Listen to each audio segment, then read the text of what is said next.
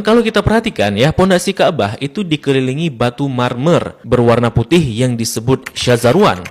Fungsinya untuk menahan pondasi Ka'bah agar tidak rubuh atau terkikis karena dahulu daerah area Ka'bah berpasir dan terkadang berbanjir. Maka dikhawatirkan hal itu akan merobohkan Ka'bah. Oleh karenanya dibuatkanlah syazarwan ini untuk menopang pondasinya oleh orang-orang Arab dahulu. Untuk era sekarang, syazarwan ini juga berfungsi untuk menghindari adanya jamaah yang terjepit di dinding Ka'bah ketika haji. Nah, di dekat pintu Ka'bah, masih di area Syazarwan, kita akan melihat sebuah tanda berupa 8 buah batu mewah. Ini disebut dengan area Mi'jan, merupakan lokasi di mana Nabi Ibrahim dan Nabi Ismail mengadon tanah liat untuk membangun Ka'bah. Begitu pula, ini merupakan lokasi favorit Rasulullah SAW serta tempat di mana Jibril mengajarkan salat kepada Nabi Muhammad SAW.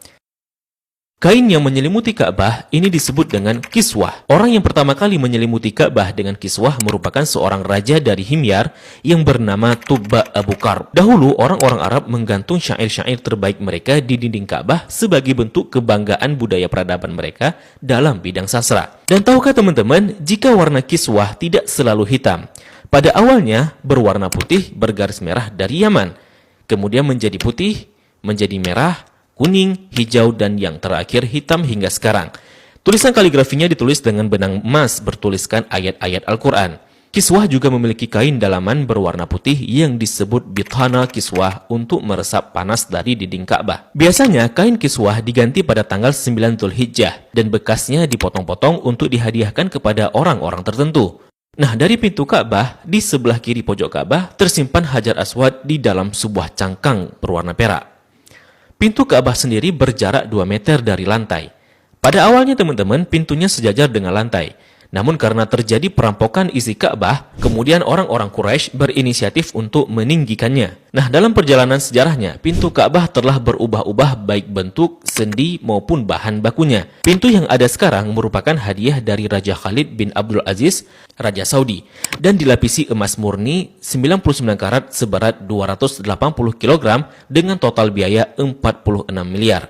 Dan itu dana dari tabungan Raja Khalid sendiri. Nah, pintu ini memiliki kunci dengan desain klasik dan secara turun-temurun sejak dahulu kala dipegang oleh keluarga keturunan Qusay bin Kilab bin Murrah. Dan pintu ini hanya dibuka 2 kali selama setahun, yakni pada awal bulan Sya'ban dan awal bulan Zulhijjah untuk dibersihkan. Dan untuk memasukinya diperlukan tangga portable. Dalam Ka'bah sendiri tidak memiliki lampu, sehingga ketika memasuki Ka'bah maka akan diterangi dengan penerangan dari luar.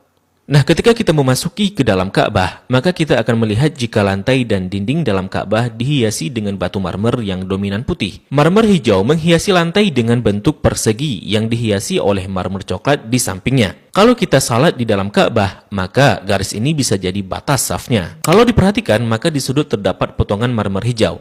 Ini sebagai tanda bahwa Rasulullah SAW melakukan salat di tempat ini saat memasuki Ka'bah. Begitu juga di bagian pojok dan dindingnya dihiasi 1, 2, 3 marmer hijau. Di bagian atas juga terlihat ada beberapa buah saluran udara yang didesain sedemikian rupa. Jika kita mengadah ke langit, maka kita akan melihat jika langit-langit Ka'bah dihiasi dengan kiswah berwarna hijau.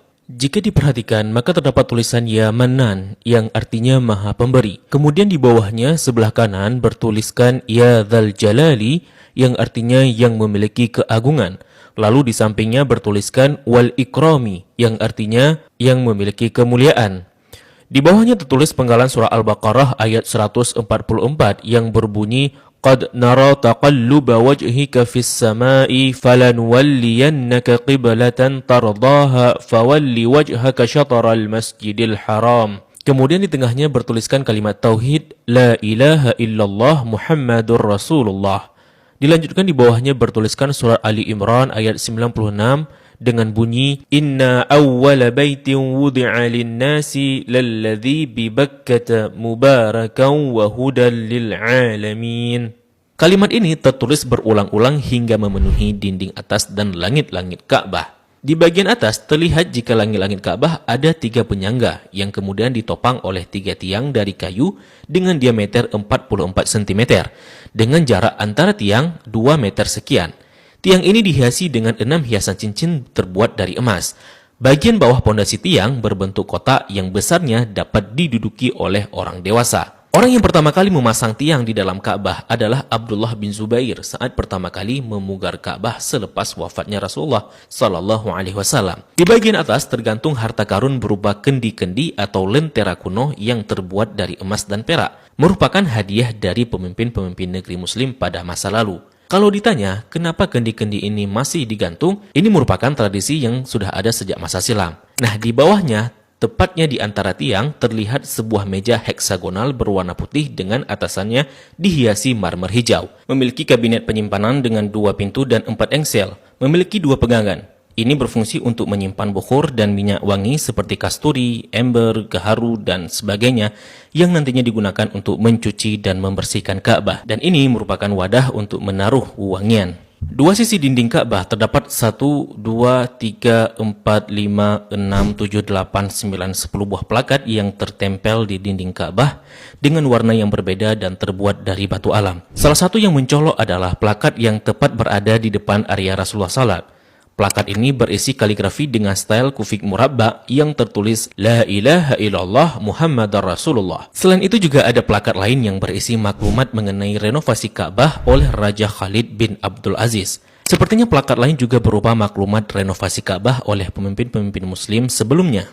Di sampingnya terdapat sebuah pintu yang disebut pintu At-Taubah yang sepenuhnya dihiasi dengan emas murni. Di belakang pintu ini ada sebuah tangga yang mengakses ke atas Ka'bah. Dari atas dapat dilihat jika ada pengait untuk mengikat kain kiswah dari atas.